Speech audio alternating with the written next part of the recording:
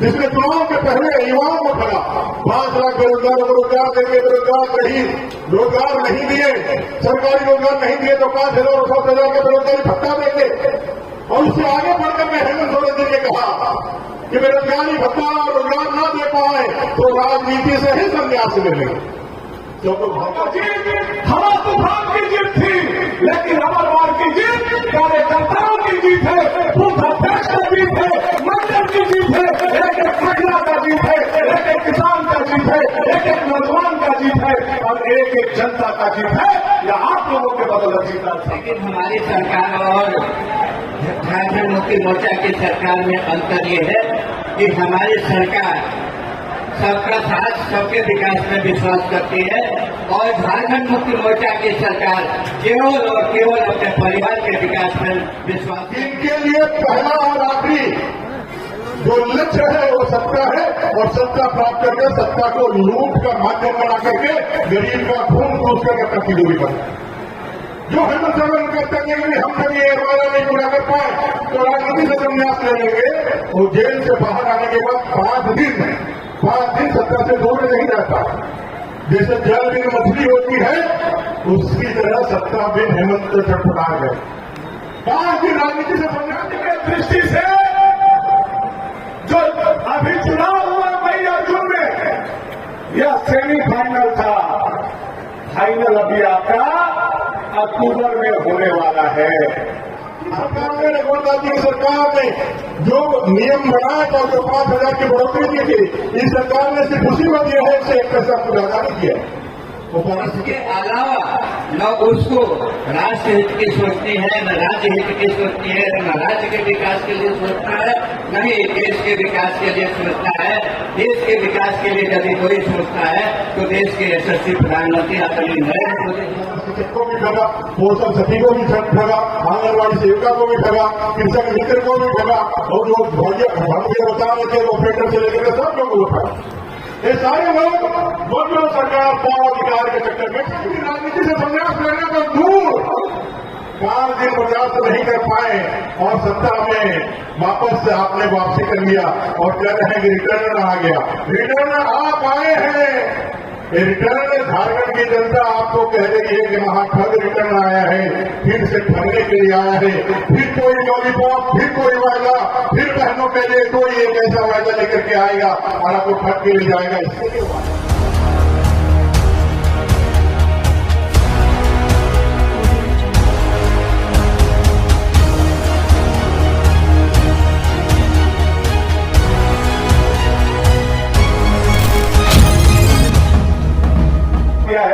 और आपकी जितनी भी प्रशंसा किया जाए वह कम है।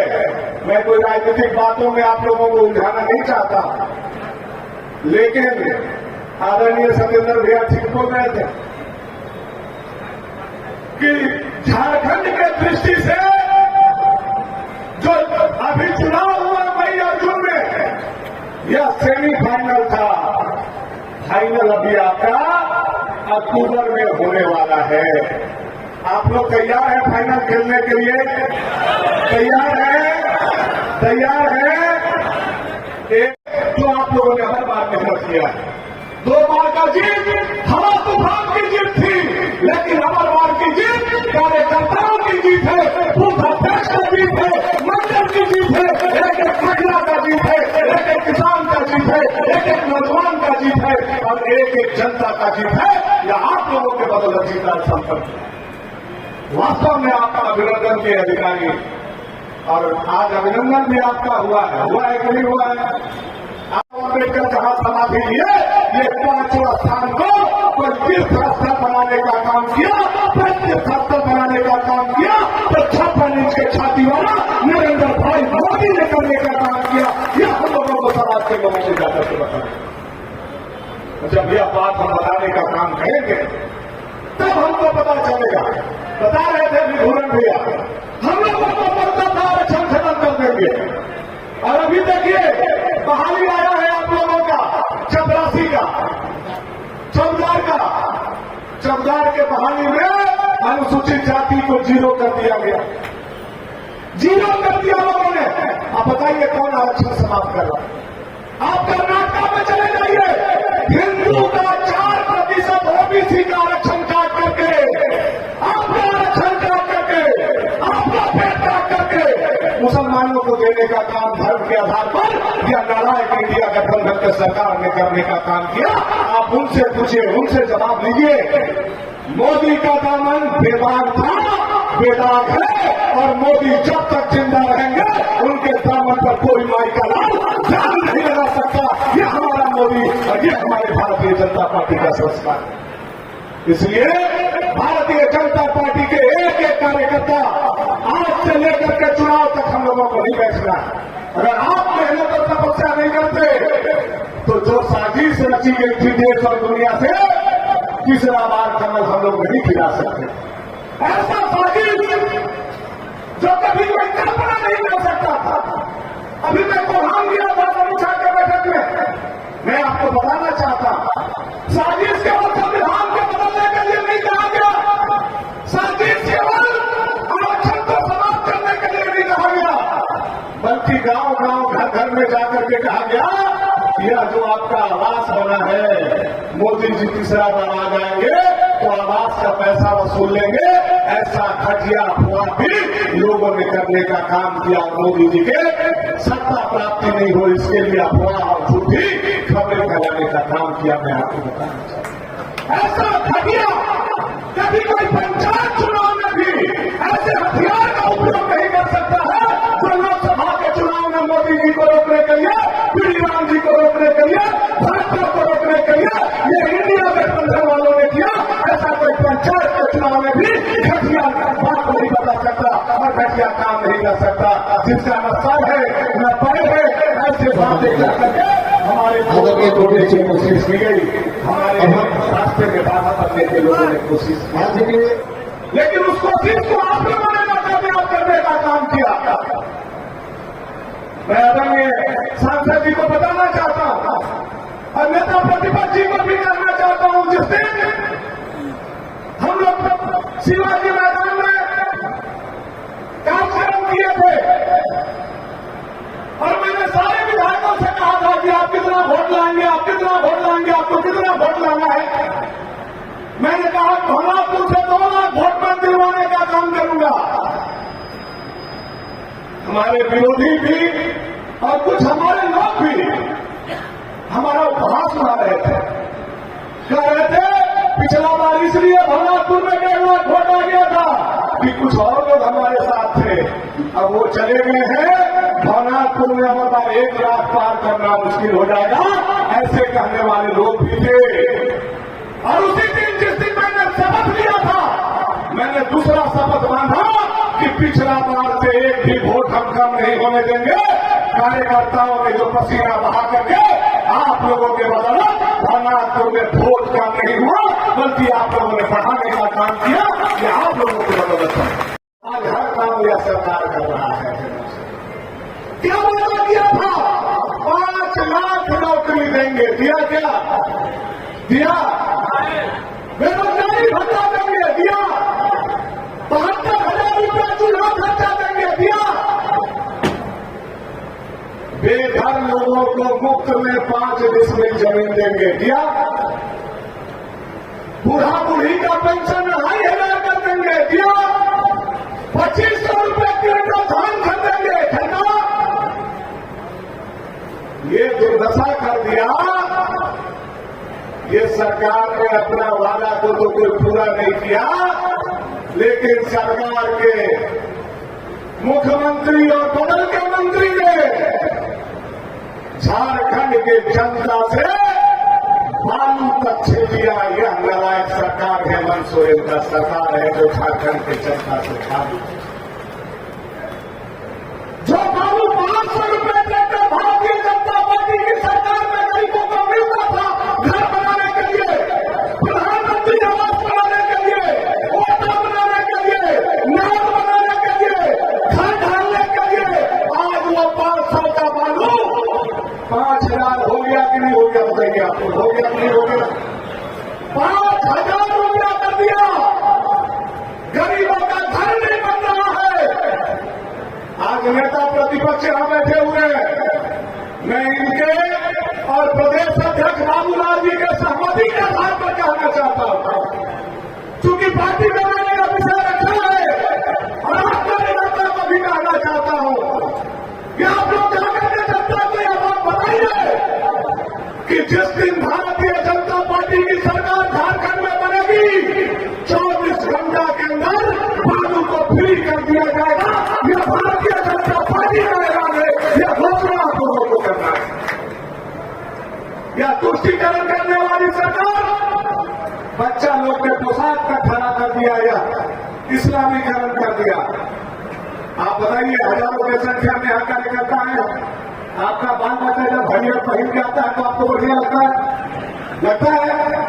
अच्छा लगता है? नहीं लगता है कि मदरसा से पढ़ के हमारी बेटी चाहे बेटा है? लगता है कि नहीं लगता है?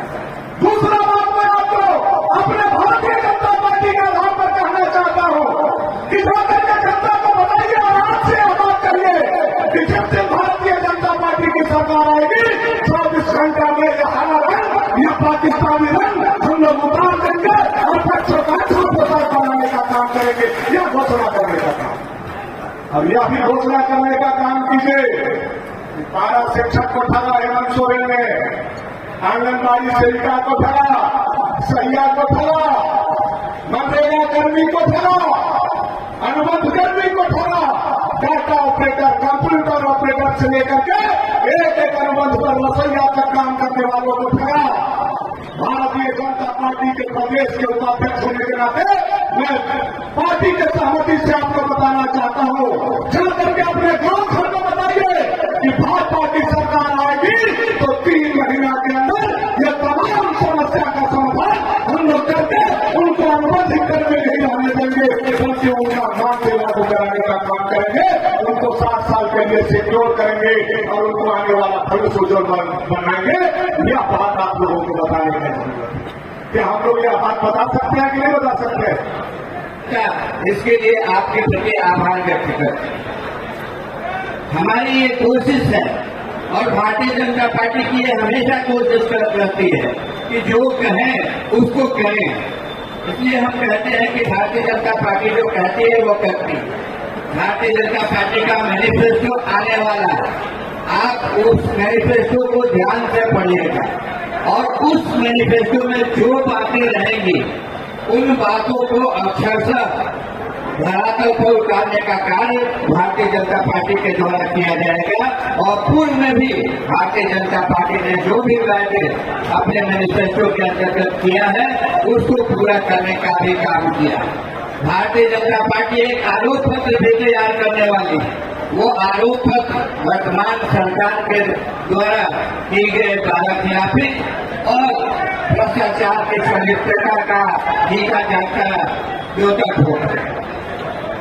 भ्रष्टाचार की कितनी बात करें, भ्रष्टाचार को तो पूरी सरकार आकर से डूबी हुई है, लेकिन हमारी सरकार और झारखंड मुक्ति मोर्चा की सरकार में अंतर ये है कि हमारी सरकार सबका साथ सबके विकास में विश्वास करती है और झारखंड मुक्ति मोर्चा की सरकार केवल और केवल अपने परिवार के विकास में विश्वास करती है। इसके अलावा न उसको राष्ट्र हित की सोचती है, न राज्य हित की सोचती है, न राज्य के विकास के लिए सोचता है, न ही देश के विकास के लिए सोचता है। देश के विकास के लिए यदि कोई सोचता है तो देश के यशस्वी प्रधानमंत्री आदरणीय नरेंद्र मोदी जी सोचते हैं। बहुत समय बीत चुका है, 3 बजने वाले हैं, आप लोग 10 बजे से यहाँ पर इकट्ठा हुए हैं। इसलिए मैं अपनी बातों को समाप्त करते हुए आप सभी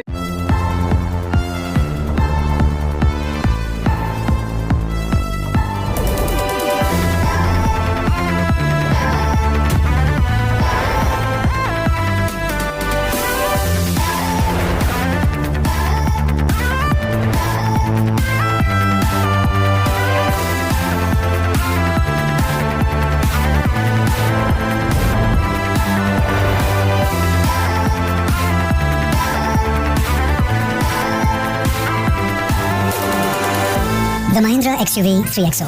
Everything you want and more. Bookings open 15th May.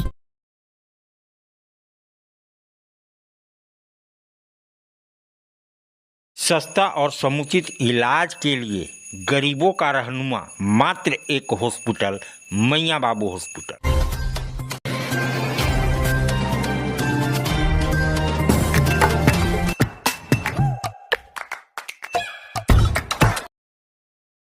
आज आप दिल्ली दरबार आए हैं। दिल्ली दरबार अपने आप में पूरे डाल्टनगंज को समेटने के लिए तैयार है, क्योंकि गांधी उद्यान पार्क में दिल्ली दरबार जब से आया है रौनक बढ़ गई है।